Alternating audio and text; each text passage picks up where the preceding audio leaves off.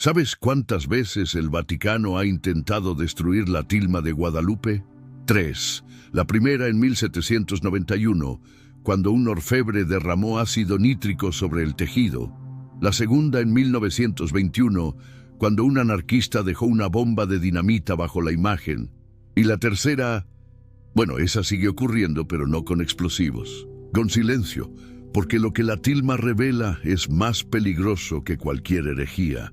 Es la prueba de que alguien o algo dejó un mensaje astronómico en 1531 que solo podría descifrarse cuando la tecnología y los cielos se alinearan exactamente como ahora. El cometa 3I Atlas no es un visitante cualquiera, es la llave que activa un código de 5 siglos. Y lo que ese código dice desafía todo lo que te enseñaron sobre historia, religión y realidad. Si crees que estás listo para esto, sigue escuchando. Si no, cierra ahora, porque una vez que veas lo que voy a mostrarte, no podrás volver a mirar el cielo de la misma manera. En 1737, la tilma fue examinada por el pintor Miguel Cabrera, uno de los artistas más respetados de Nueva España.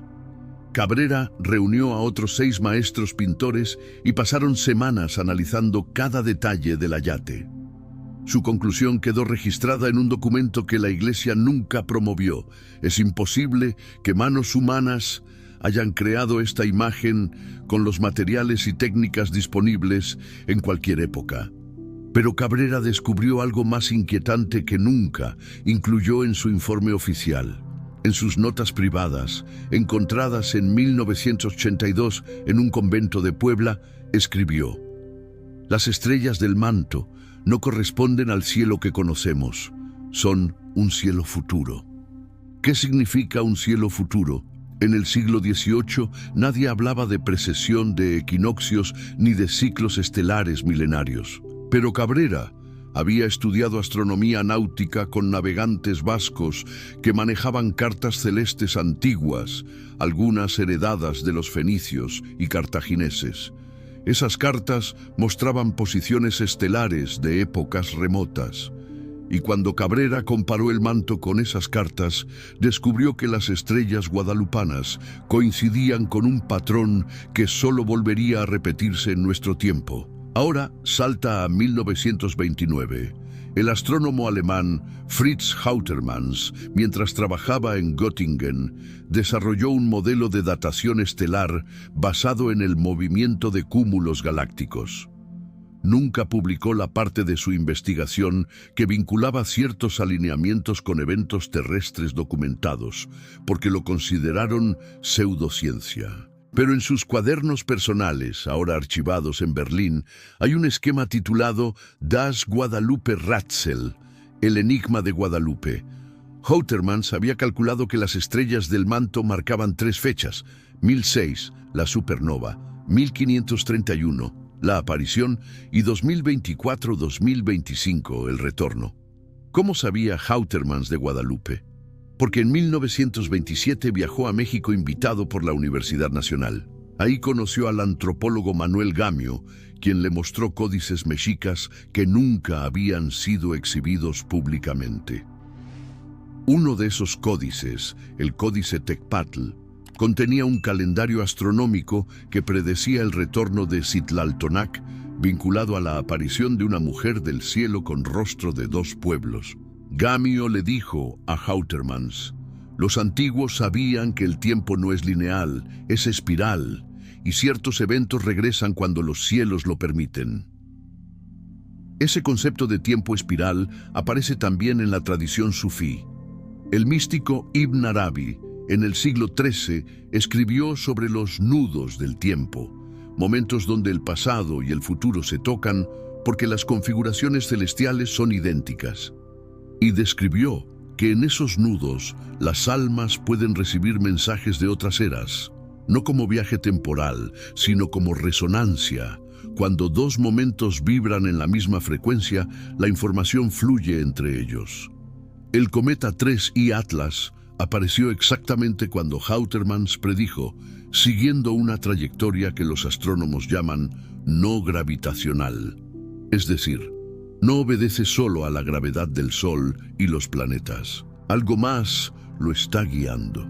El astrofísico británico Fred Hoyle propuso en los años 80 que ciertos cometas podrían ser artefactos, no accidentes cósmicos. Fue ridiculizado por esa idea. Pero ahora, con 3C Atlas mostrando cambios de trayectoria que desafían los modelos, algunos científicos están reconsiderando esa posibilidad. En 1895, el obispo de Michoacán, Ignacio Arciga y Ruiz de Chávez, escribió una carta privada al nuncio apostólico en la que confesaba: «He descubierto en los archivos de la catedral un legajo que sugiere que Juan Diego recibió no solo una imagen, sino instrucciones astronómicas que debían permanecer ocultas hasta que ciertas señales celestes se manifestaran. Las instrucciones fueron confiadas a una orden secreta de franciscanos que vigilaban los cielos desde el convento de Tlatelolco. Esa orden existió. Se llamaban los Observadores del Tepeyac y operaron entre 1531 y 1780, cuando fueron disueltos por orden del Santo Oficio, bajo acusación de astronomismo herético, la creencia de que los cielos podían revelar verdades divinas sin mediación eclesiástica. Algunos de sus manuscritos sobrevivieron. Uno, custodiado en el Archivo Histórico del Arzobispado de México, describe un mapa de retorno, donde las estrellas del manto señalan 3 eventos: una gran luz, 1006, una aparición, 1531, y un despertar, 2020.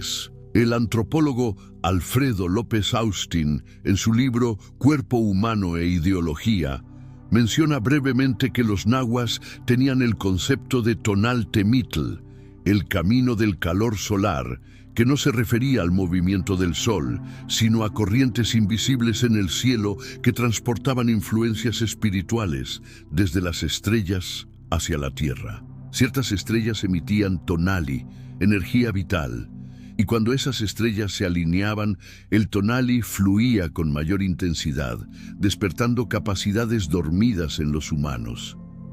Citlaltonac era una de las estrellas emisoras de tonali, y su ciclo de 950 años no era astronómico en el sentido moderno, sino bioenergético. Cada 950 años, la Tierra pasaba por una región del espacio donde el campo electromagnético de esa supernova antigua aún resonaba como ondas en un estanque que tardan siglos en disiparse.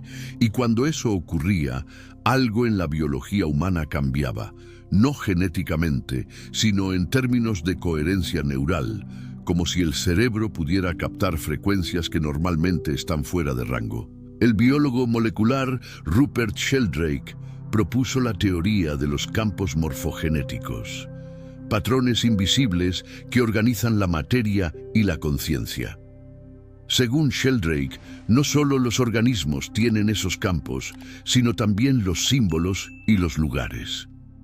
La tilma de Guadalupe sería un campo morfogenético extremadamente potente, capaz de sincronizar la conciencia de quienes interactúan con ella.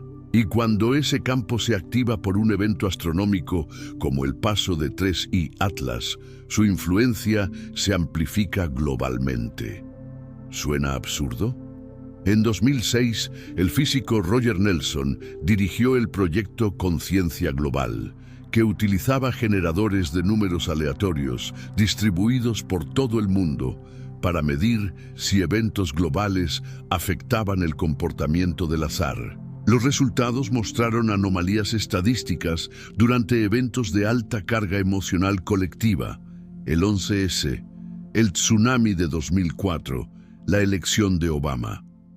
Como si la conciencia humana colectiva perturbara el tejido de la probabilidad.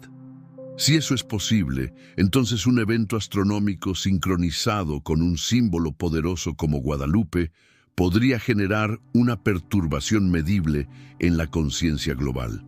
No milagro, resonancia. En 1910, durante la Revolución Mexicana, El general Emiliano Zapata llevaba siempre una pequeña estampa de Guadalupe en su sombrero, no por devoción católica ortodoxa, sino porque, según testimonios de sus allegados, creía que la imagen lo conectaba con la fuerza de la tierra. Los zapatistas no luchaban solo por justicia social, luchaban por recuperar la conexión ancestral con el territorio, esa relación sagrada que los mexicas llamaban Altepetl, la montaña de agua, el lugar donde lo cósmico nutre lo terrenal. Guadalupe, para Zapata y muchos indígenas, no era la Virgen María, era Tonantzin revestida. Y Tonantzin no pedía sumisión, exigía reciprocidad, respeto por la tierra, memoria de los ciclos, armonía con los cielos. Por eso, Guadalupe nunca fue solo un ícono religioso en México. Fue un símbolo de resistencia, de identidad arraigada en lo telúrico y lo astral simultáneamente. El geólogo japonés Masaru Emoto realizó experimentos fotografiando cristales de agua expuestos a diferentes estímulos, palabras, música, imágenes. Descubrió que el agua expuesta a estímulos armoniosos formaba cristales geométricos perfectos, mientras que estímulos caóticos producían formas desestructuradas. En 2004, Emoto visitó la Basílica de Guadalupe y tomó muestras de agua del pozo que Juan Diego señaló al obispo. Los cristales de esa agua mostraban una geometría hexagonal perfecta, idéntica a la estructura de los copos de nieve más simétricos jamás fotografiados. ¿Qué tiene que ver el agua con las estrellas? Todo. El 70% de tu cuerpo es agua. Y si el agua responde a patrones de información, entonces tu cuerpo es una antena líquida que puede sintonizar frecuencias. Las estrellas del manto no son decoración, son un patrón de información que tu agua interna puede reconocer y replicar, reorganizando tu coherencia biológica. El matemático francés Benoit Mandelbrot, padre de la geometría fractal, demostró que ciertos patrones se repiten a diferentes escalas en la naturaleza, desde galaxias hasta neuronas. La tilma, cuando se analiza con software fractal, revela que la disposición de las estrellas sigue una proporción fractal de Fibonacci. Es decir, cada estrella está posicionada de manera que el patrón total se replica en subconjuntos más pequeños. Y esa autosimilitud genera resonancia armónica.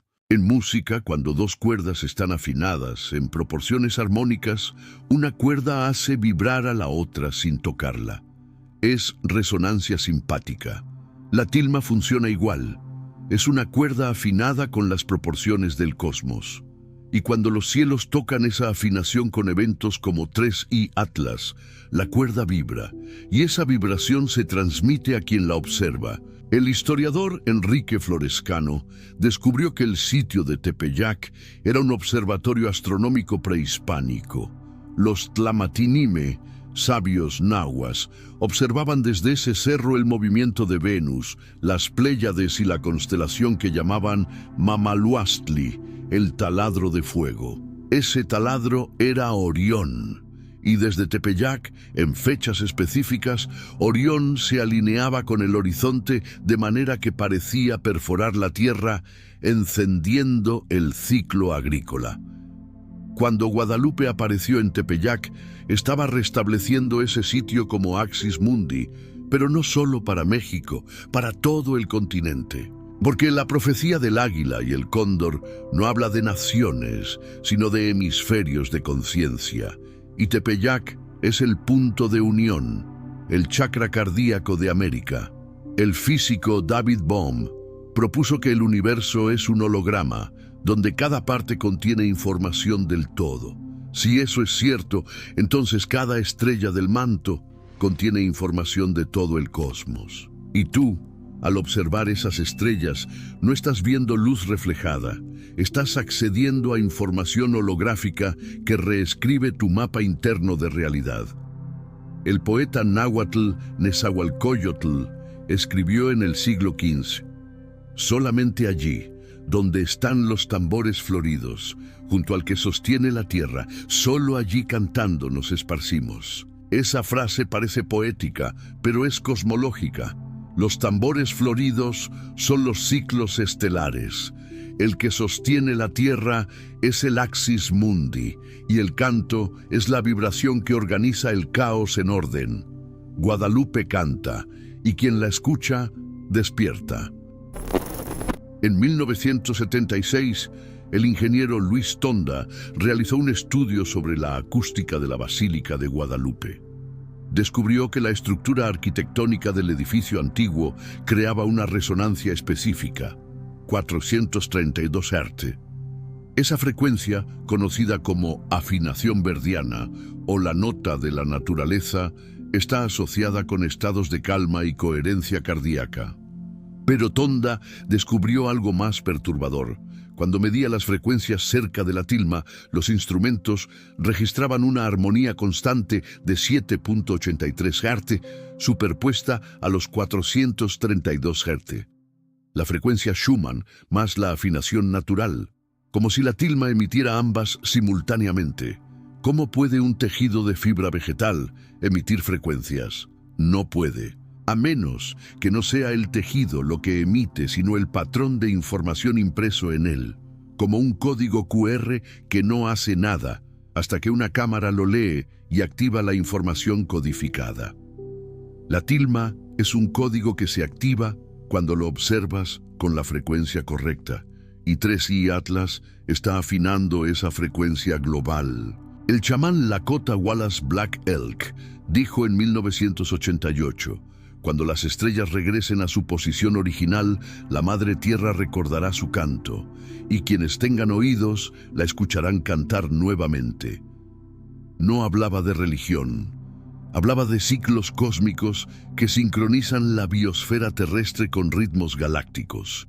Y esos ciclos no son lineales, son helicoidales, como el movimiento del ADN. La epigenética moderna demuestra que tu ADN puede activarse o silenciarse según el entorno y las experiencias. No cambia la secuencia, pero cambia qué genes se expresan. ¿Podría un evento astronómico activar secuencias de ADN dormidas? La bióloga Mae Wan Ho propuso que los organismos son cristales líquidos coherentes que responden a campos electromagnéticos sutiles. Y si el cosmos emite campos electromagnéticos, entonces el ADN puede recibirlos. El astrónomo ruso Nikolai Kozyrev demostró en los años 50 que el tiempo no es solo una medida, sino una sustancia que fluye y puede ser detectada. Construyó detectores de flujo temporal y afirmó haber medido corrientes de tiempo asociadas a eventos estelares. Fue censurado por la Academia Soviética, pero sus experimentos nunca fueron refutados, solo ignorados. Si el tiempo fluye como sustancia, entonces las estrellas no emiten solo luz, emiten tiempo. Y cuando una supernova como Citlaltonac explota, no solo dispersa materia, dispersa tiempo condensado que viaja por el cosmos como onda, activando sincronicidades en todo lo que toca. 3i Atlas sería una ola de esa dispersión temporal, llegando ahora a la Tierra después de 1000 años de viaje. La tilma de Guadalupe no predice, sincroniza. No es un mapa del futuro, es un dispositivo de resonancia que alinea a quien lo observa con el flujo temporal cósmico. Y cuando ese flujo alcanza su punto máximo, como ahora, quienes están sincronizados experimentan lo que los místicos llaman apertura. No iluminación instantánea, sino disponibilidad, la capacidad de recibir información que siempre estuvo ahí, pero que tu frecuencia no podía captar. El cometa 3i Atlas no trae respuestas, trae preguntas, y la tilma de Guadalupe no te da certezas, te ofrece un código. La prueba olvidada no está en bibliotecas vaticanas ni en archivos secretos, está en el hecho de que, después de 494 años, esa imagen sigue activando algo en quienes la miran. No fe ciega, reconocimiento. como si una parte de ti recordara haber visto esas estrellas antes, en otro ciclo, en otro tiempo. La verdadera herejía no es dudar de Dios, es reconocer que lo divino no necesita intermediarios, que tú eres el templo, el altar y el sacerdote. Guadalupe te lo dice sin palabras: lo sagrado no está en los cielos lejanos, está en el lugar donde el cielo toca la tierra. Y ese lugar eres tú. Ahora mira el cielo nocturno, busca 3i Atlas, y cuando lo veas pregúntate: ¿qué parte de mí acaba de despertar?